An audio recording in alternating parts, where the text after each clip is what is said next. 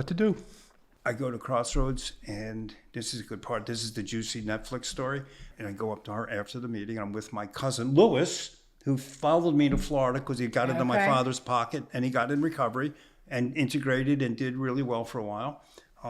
We're talking with her and kibitzing after the meeting because she had talked about being from Philadelphia.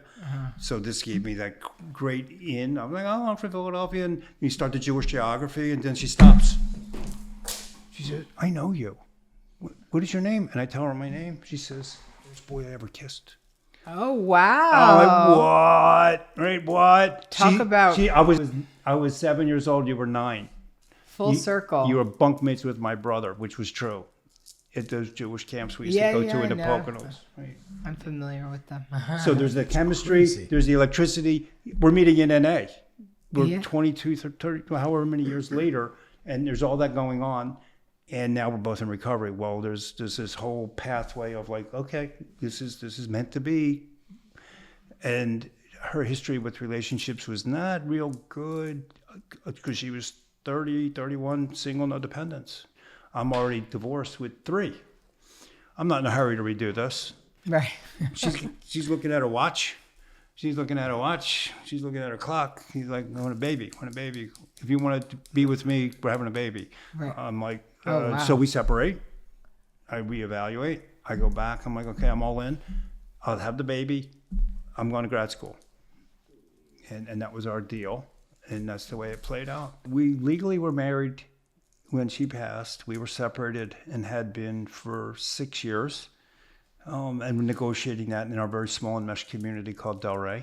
And because our baby that died in 2018 was essentially conceived at Crossroads. Oh, I mean, this is sorry. our recovery baby, right? This is our family. Was it the 3 overdose? of us. Was it drugs? He exercised phenomenally poor judgment by driving one of those little scooters without eye protection, without a helmet, and on fentanyl. With my son in intensive care, critical care, with tubes coming out of every freaking part of his body, including his head, to relieve the pressure while he's seizing. And we're deciding,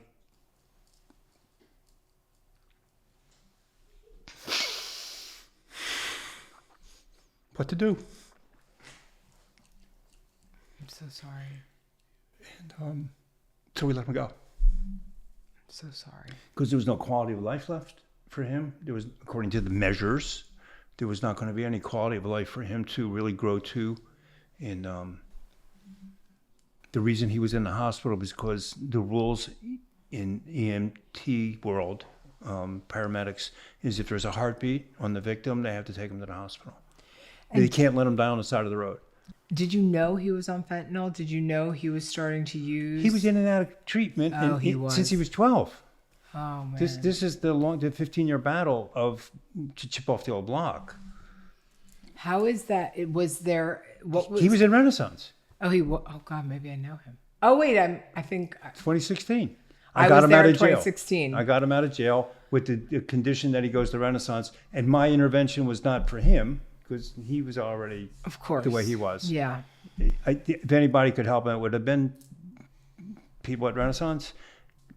The people that, anyway, it was for her because she had enmeshed him into her world. Mm-hmm. And that was the big battle between her and I, was the choice of parenting styles. Were you the hard love, let's not enable it? Okay, look, I walked over him on the front lawn while the sprinklers are going off because I wouldn't let him in the house. Right. And when I went to work, she would let him in the house, feed him, clothe him, and give him money, and because she loved him. It's so hard. I can't imagine. Yeah, you can. You can imagine. Yeah. Yeah, you can. You don't want to. Right. Yeah, you can. You've heard it, seen it. I lived it.